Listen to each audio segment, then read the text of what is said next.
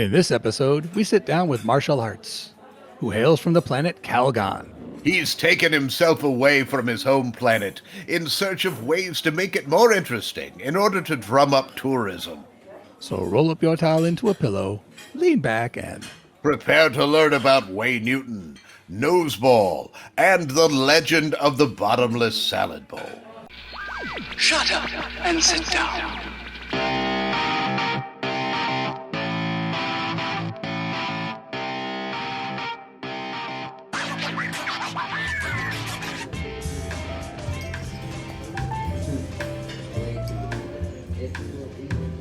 And welcome back to booth 42 for the Hitchhikers and Appetizers podcast. I am, of course, Horatio Zinn, and with me, as always, is my compatriot. Trellis Gardeen is here. Oh, Trellis Gardeen in the booth. I am. As usual, we have a guest, but I have a feeling this is a particularly impressive guest this week. Very impressive. Stout. When he entered the booth, he was stout. He was very well muscled. Despite the thickness of his garments, I could still see the muscles bulging. Well, your eyesight is very good. You're very good at seeing bulging muscles. Yes. We should probably let our guest speak. That's fine. My name is Martia Larts, and I'm excited to be here. Going over the menu, looking for something to chow on, and... Oh, there's plenty of choices. Yes. Infinite choices, really, which can make the decision hard. I just salivated all over to myself just thinking of the menu. I may just get something simple. Something with only about 10 layers to it. 10 layers? 5 layers? You know, truth be told, I'm actually pretty medium from the people from my planet. Really? Yeah. I'm not necessarily large. I'm from the planet Calgon. Oh. I'm pretty boring, pretty middle of the road for someone from Calgon. Calgon must be incredibly buff and interesting, because you are at least very, very interesting and buff. Well, you know, it's a lot of variety on Calgon. And when I say I'm in the middle, what I'm trying to say is there's some people have no muscle tone at all, and other people are just completely muscle. Total muscle?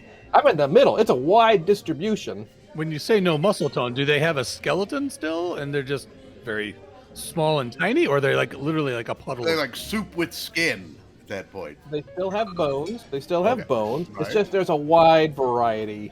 What is that, an evolutionary thing? We don't know. Oh. Science has not figured things out. There's a theory that sometime in Calgon's evolutionary process, there was a period of much clickism. Ooh. And it is believed that this may have been a yaks and nerdies kind of a thing. Somehow in our evolution required to have both these incredibly muscular yaks and then these incredibly small nerdies. And somehow the conflict between the two drove the wheels of evolution. Are they currently at war right now, or are you in a peacetime situation? Well, that's ancient history. That is back when that's back when Calgonians lived in caves. Oh. And there are drawings of these things, but well-muscled cavemen drawings. Yeah. And just probably lines to represent the nerdies. Yeah, then the yaks would harass the nerdies and, kind of push them around a little bit. Yet it was the nerdies who, at the end of the day, were able to discover agriculture and pottery and the wheel. Very good. And eventually space travel, too, because you're here. Yeah, I'm here. So there's a little yak and nerdy in all of us. Nerdy yak or a yak nerdy? Well, it's exactly true. And that's just it. Things are just so muddled on Calgon, it's hard to tell the yaks from the nerds anymore. That could be good, I suppose. Yeah. Or is it? Are you then the ultimate piece of evolution on your planet, being right in the middle, well-muscled? Well, guys, I can't stress this enough. Calgon is boring. Everything has been. There's just a wide variety of everything. So you're saying everything has been cleansed on Calgon? Well, it's just we've got really tall mountains, but then we also have really flat plains. It's just hard to characterize. And once that cliquish point of evolution went away, what was left is just this wide variety. We have some incredibly deep oceans and some shallow pond. Have you thought about using that as a tourist draw? We have the deepest oceans, the shallowest ponds. most average weather. It's not that it's average; it's that it's all over. There's some terrible storms, but then there's also some pleasant, and it's so it's just kind of all over the place. It's hard to characterize.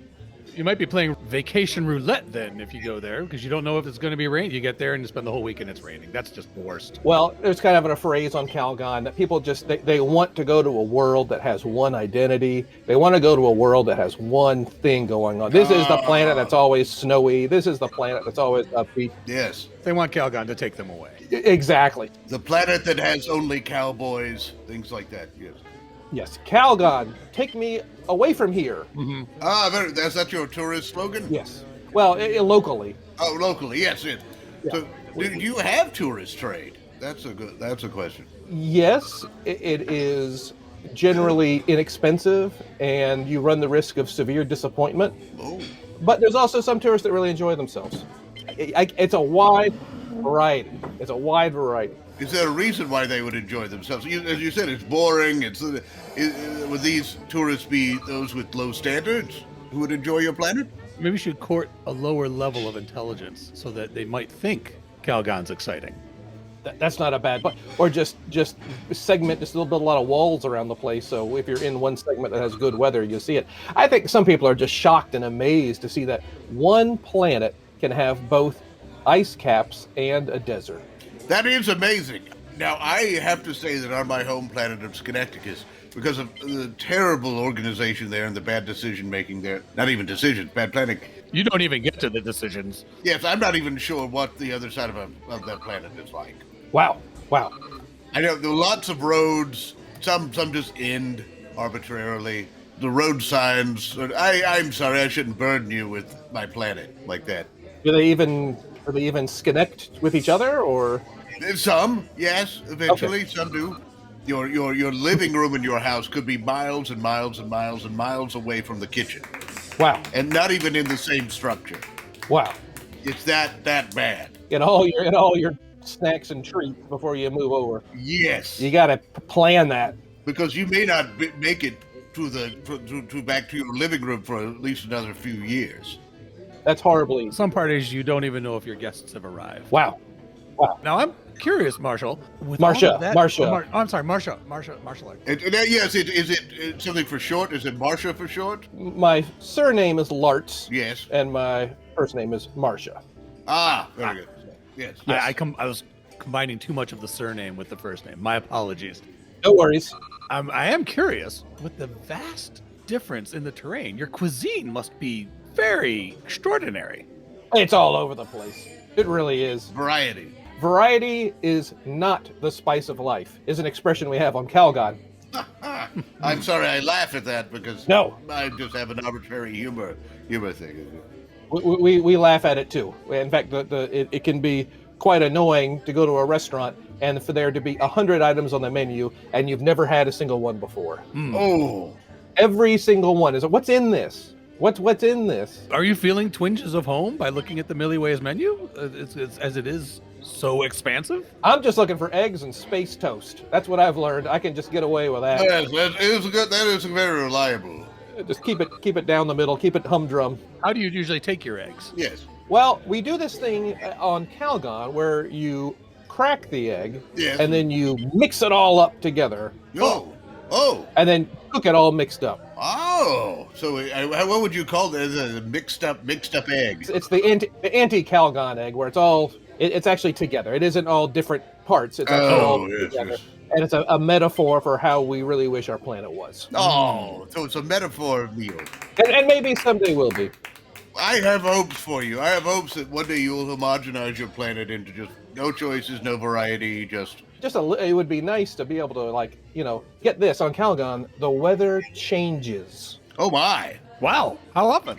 Daily. I'm used to being here in this controlled atmosphere of Millyways. Millyways' temperature is always perfect. Very little wind unless they turn on the atmospheric conditions. If some species comes in and they're in the booth next to us and they need something a little different, that's about the only time I notice a change. Yeah, this is very pleasant in here in this controlled environment. Back on Calgon, they just let it go. Oh, my. Yeah. There's just totally willy-nilly. Yeah, it could rain one day and be No. dry the next. How would you prepare for such a thing as that? There are some people who try to guess what the weather is going to be like Fool's errand. with a good Fool's errand. 65% accuracy.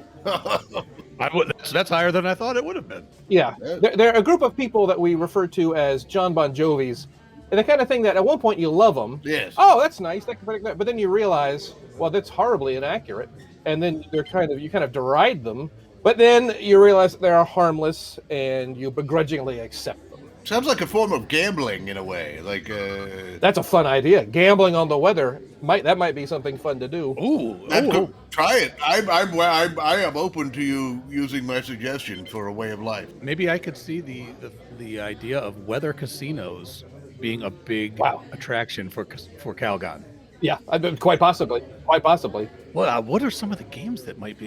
Yes. Rolling Thunder, perhaps, might be one. Whether or not it's going to have thunder or not happen. Spinning Wheel of Clouds. What's the over/under on rain? Yes. The over/under on rain. Yes. Or even the temperature. Yeah. Oh, that's that. Oh, this is That. Just mark that down. This could be something big for your planet. I have been sent off on a special journey to try to find ways to market Calgon and to monetize the strange weirdness of our planet, how everything is so different. Yeah. And an idea like that's fantastic. glad I could contribute to the bottom line eventually. No worries. I hope it works. If I come visit and you implement this, what sort of perks are we looking at for me? Because perks are the big thing in the casino industry. Every space casino really offers perks to their high rollers. Now, while I am not even remotely rich enough to be considered a high roller, No. I still think some perks, because I had the idea, I guess is what I'm basically. Sure. Tickets to the buffet, Nice. if you like buffets. I would assume that all the variety on your planet, that would be a rather large buffet. Well, it's the buffet. Oh, the buffet. There aren't multiple. There's one buffet. The buffet. It has everything. Oh, we think. We aren't sure. No one has been from the beginning of the buffet to the end of the buffet. Oh my! How far does this stretch around the planet? There is a rumor that the salad is bottomless. No one has ever ran out of breadsticks ever. So is this part of your mythology, or part of would there be legends around the salad bowl that did have a bottom? Someone made it to the bottom of the salad bowl. It's never ending. That's just it. Is it never ending or never eaten? Because it is salad after all. That's true. But we aren't sure. There are people responsible for refilling, restocking the buffet. Some of them have never met each other. Again, from the beginning of this thing to the end, you just kind of go to the arm of the buffet that's in your area and eat, and who knows what's on other ends. This buffet sounds like it's very well run casino-wise, because like usually at the casino they probably would want to put the filler items, the things that really fill somebody up so they don't actually make it to the end of the buffet. Yes. I'm wondering, whoever's running the buffet should be running your casino. It's more of a conglomeration, a confederacy of buffets, and if you get to the end of one station, sometimes there can be security guards. Sometimes there can be some kind of difficulty from getting to the next region of the buffet, and that can be tricky. Do you need documentation like visas, passports to get? Oh yeah. But potentially. Again, no one has traveled from one end of the buffet to the other, but quite possibly. The worry is that if I leave one end of the buffet with food that I'm familiar with and get to a portion of the buffet with food that I'm not familiar with, I could die. Oh, A person could die of starvation if they get to a region of the buffet of food that's just completely unfamiliar. that actually makes some sense. Would that be because you're paralyzed by the decision of what to choose, or you're just afraid it might kill you? Yeah, I mean, you just don't know. You really don't know.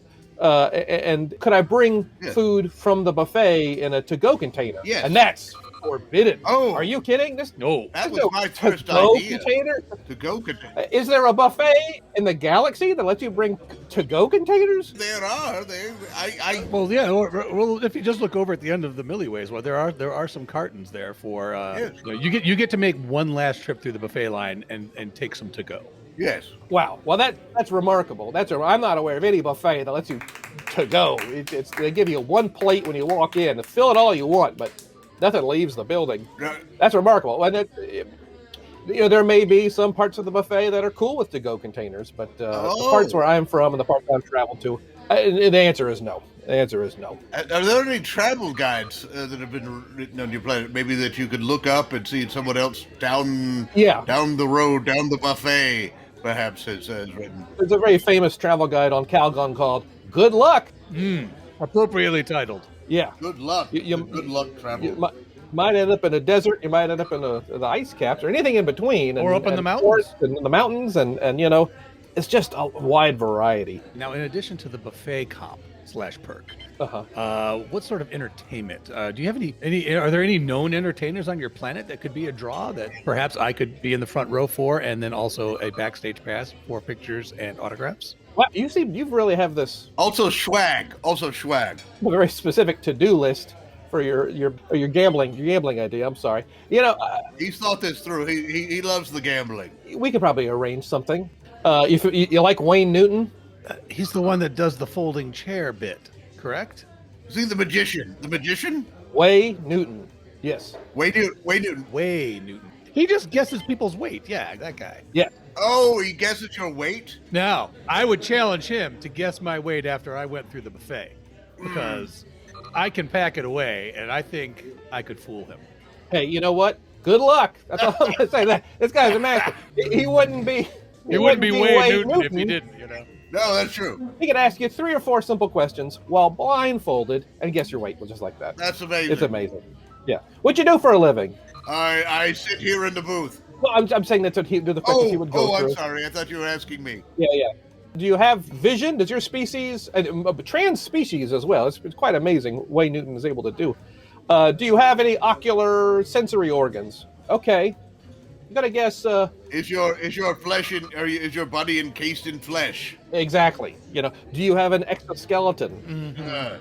Do you oviviviparous reproduction? Do you have mass of some kind? Exactly. What is the mass of your planet? Because that certainly is going to play into just how much you would weigh. Well, you would be surprised how obscure you can get.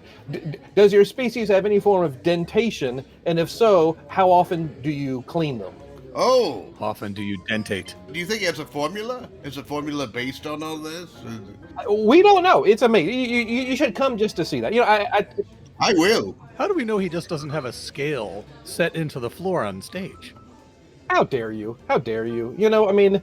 This is my planet, man. And even though it drives us all crazy with its random variety of things, I'm sorry. It's still my planet, and he is a treasure. Trellis, show some respect. I didn't mean to insult an my icon. God, Trellis. That is fine. I really should know better than to insult an icon like Way Newton. Wayne Newton is a treasure. This is our guest, Trellis. If we want to have more guests, you should probably be nicer to them. No, don't spill your drink now. Don't come on, calm down. Oh, I'll clean that up. Martia, I'm sorry, Martia. We can get one of the waiters to pick that up. I didn't mean it. I feel like a bad vibe fart has been dropped right here on the table. That's fine. Somewhat we've been crop dusted with bad vibes. There are some people on my planet, some people in the government who kind of want to go back to the ways things were way back in cave Calgon times and actually assign people into 6 or 8 categories and just say, you just do that. Yeah. And maybe we can not be so diverse, when we'll have our yaks and nerdies and princesses and pretty boys. Yes. And pretty boys. We'll just kind of go.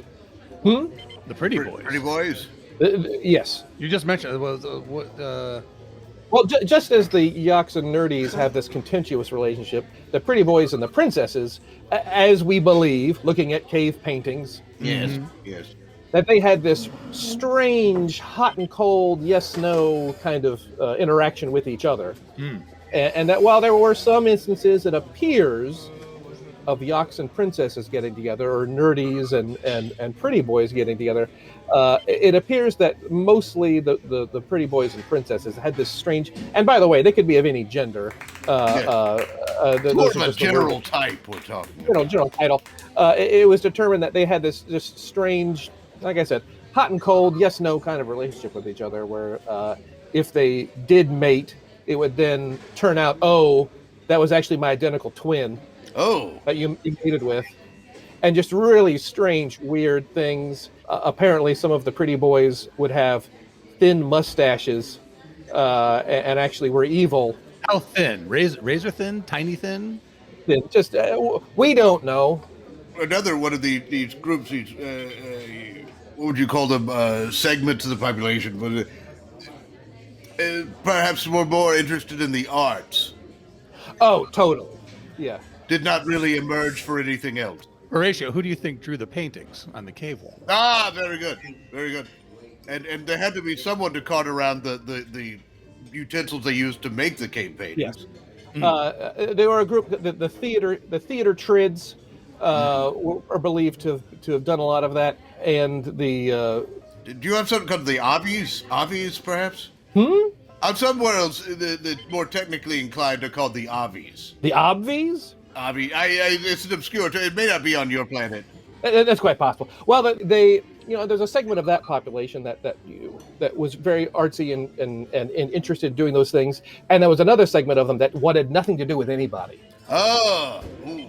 And they would just paint themselves completely. They would wear white clothes with black makeup and try to blend in parts of the world that had lots of white and black. I would assume up in the mountains, probably on the snow caps. Probably up in the mountains, yeah. But the idea is, if we could just give Calgon some identity for a change, and not just be that one world, identity. We're happy with 6 or 8. To be perfectly frank, but not just everything. No, that's just too much to take in. Yeah, it's just here is your role in life. Do it. Go be a yak. Go lift heavy things and beat up the nerdies. And if we just have just people know their lane. Yes. Staying in your lane can be a good thing. Yeah. Now, the Yaki, with all their muscularity and everything, with the Yaki, were there paintings depict any sports or athletic events that they would be involved in? Oh yeah. Again, it's so hard to have sports when you've got sports from all over the world. We've got it is a wide world with many sports. Is one of the expressions, and just from any part of the planet you might be from. Hey, here's a ball. Wait a minute, that's against the rules here. What do you mean? It's like you can't even. For every part of the body, there is a rule for some sport somewhere that the ball's not allowed to touch. And you just don't know. You don't know. You could be in the middle of a game, and suddenly it's you knocked out of the game because you cross the border, and now all of a sudden another rule is in effect. Did you touch the ball with your feet? That's illegal here. They'll get you killed here. What? Killed? What? Killed? That's probably hyperbole, but I'm just trying to say that there's just. No, but that would be very exciting. If you're looking to add some excitement to your world, being killed for a minor infraction, a football infraction would be. That would be very interesting. Well, that would be very interesting.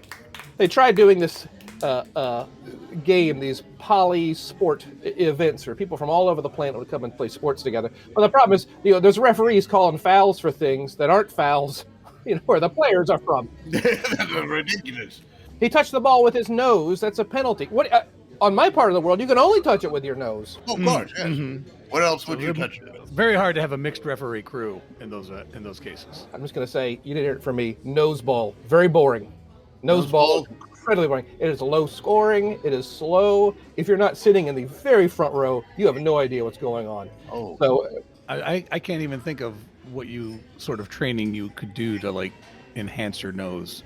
There's nothing. You're either born with a great nose for noseball or you're not. Now it seems like does the ball ever go into the nostrils, or is it just on the exterior? It sounds like you're pushing the ball into the other opponent's nostrils. That's what it sounds like to me.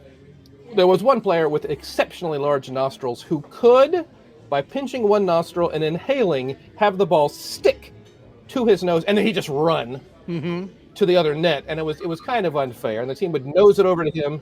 He would do his pinch, suck, vacuum, and could get enough of a seal around it. That was quickly made illegal. I can understand why. That would just be anticlimactic. That is a career cut short, if you ask me. Yeah.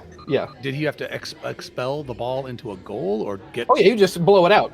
he could actually propel the ball with air shot from his nose, but only because he could get a good seal. But there are some rumors that maybe he was taking some kind of nose-enhancing drugs or things. So that kind of thing would be discouraged. Yes. Oh, yes. Enhancement drugs would be discouraged on your world. Yeah. But some other part of the planet that could be actually part of the rules and encouraged. So that's all it is. And you've got these guys on this part of the planet where you hit the ball, with your elbows, and they've got just elbows like rocks. Oh, unfair. Very unfair. You can't wear a shirt. It's disgusting. It's gross. It sounds disgusting. Yeah. This just I am just kind of flummoxed by how much variety there is on your world, because that would make it difficult to name. I know you have a name, because if your world is totally made of water, well, you just call it Water World. If your planet is under a big steel structure and people fight, you call it Thunderdome. It's a layup. Right? Exactly. right, yeah, it makes sense. Which, have you been to Thunderdome? You need to be very prepared. That's a whole other segment, other episode. Thunderdome. Yeah, but great concession stands. Oh yes, that's the only reason I would go there is for the space dogs. Mm-hmm. And perhaps some popcorn. Yes, or popcorn or popcorn flavored space dogs. Yes. Oh. Speaking of which, guess what we put on our popcorn on planet Calgon? What do you put on there? Take a guess. Cuban. I always guess Cuban. I'm gonna say anything you want. What? I'm gonna guess it changes from section to section. That's exactly right, Trellis. It changes. That is insane. If there was a theme of this conversation, it would be that people put crazy things on their popcorn all over. There are probably some people who don't even pop it; they just eat the seeds. Yeah, exactly. It's just there's no more popcorn anymore. It's just a bowl of butter and salt, and maybe a little parmesan if that's your thing. But some people it is. What can you do? I try not to judge. Now it sounds like you mentioned that council before that's trying to take things back to the way they were. It seems like it would be just with all the variety, the amount of regulatory work that would go into trying to organize things. Is there even a government? It just seems like it would be a nightmare to try and even form a government to control things. Each region has an elected council. The council then selects electors that then meet and elect officials for the super region. Now, the planet, those super regions are then responsible for administering the local councils and the super region, which then also elect electors who then have a college, which then picks delegates to then select legislators for the mega region. Now, the planet is made up of 119 mega regions, with approximately 600 to 700 super regions. So ad infinitum. Ad infinitum. Most members of the planet at one point or another have been president, have been on some kind of council at some point.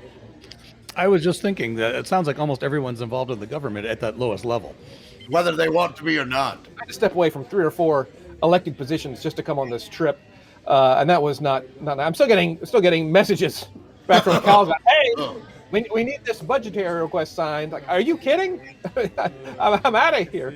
The buffet is in danger of running out of salad. It needs to be refilled. Sign it. Never. No, I don't. No one knows. It's a bit of a mystery. No one knows how that salad bowl is bottomless. We really don't know. I might come to your world just to go deep salad diving and see if I can find the bottom. That quite frankly could be an attraction for the casino. It could.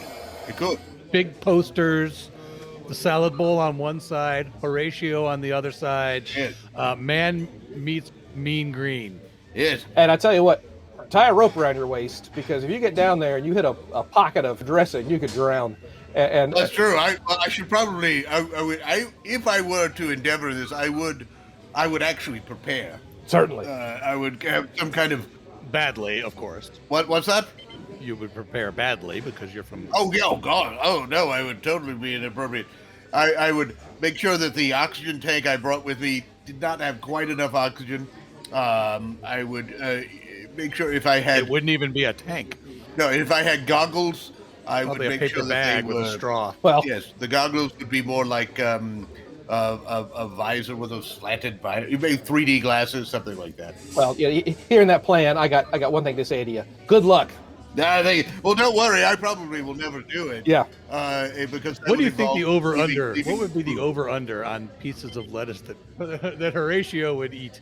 I would we'll set it at 50 meters, and I'll take the over if you want the under on how deep this guy's going to get. Yes. Oh yeah, we got prop bets like how many croutons he might encounter, deviled eggs, shredded carrot.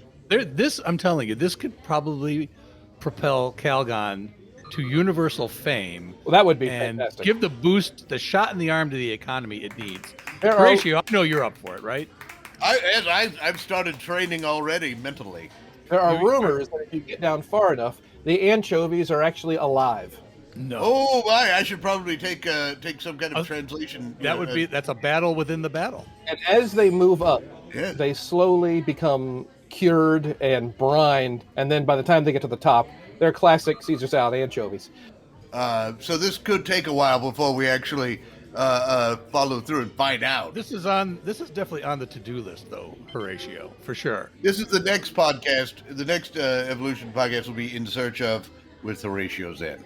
Because you've been, quite frankly, needing a cleanse with something healthier, anyways. Oh yes. Marcia, I hope you're sending some of these notes back to your your office. Oh yeah. So they're getting it all down. What are you thinking for their entry today, Horatio? This has all been such good information. So first of all, we got Calgon. I'd say the one that rises to the top of the salad bowl for me is variety is not the spice of life. That pretty much says it all to me. That says it all, and that may be one of the few times I think we've gotten it in the first try. We did. Do I need to? I should type it in and send. Marcia, I'm excited about this. I'm hoping I can get a suite with my comp when we come visit, because obviously I want it to be on fight night. Oh yes. I'm going to be Horatio's entourage. Yes. So I'm going to walk him. I'm going to walk him up to the ring or the stage or whatever you think, or the buffet line. Yeah. I can be his hype man as well. Well, I'll say, bring a coat, bring some shorts, bring some swim trunks, bring a hat, bring a rain, bring an umbrella. The weather changes. Yes, we're pack for everything. Pack appropriately for any contingency. I'll have a wetsuit, a dry suit, a moderately dry suit, ugly wetsuit. After the match, Horatio, I will make sure there is no salad in your teeth. I thank you. So at the post-fight interviews, you will be looking your best. Mm-hmm. Now, we don't know if I will return. I may go through and come out in a salad bowl on the other side of your planet. These things are always like rematches after rematch. So I don't think it's going to be just one. I'm going to start collecting rope because I want something tied around my waist. This could go on for quite a while. Yeah, rope and a fork, I'd recommend. Maybe some backup forks as well. I mean, have you ever used a fork to the point it got dull? Yes. Every meal. Every meal. I and the knife just go down to nub. Wow. Even if there's nothing to cut, I just feel the need to grind it. This is why I like my chances of Horatio versus your salad. Yes, I think a worthy opponent. Never-ending salad bowl may have met its match.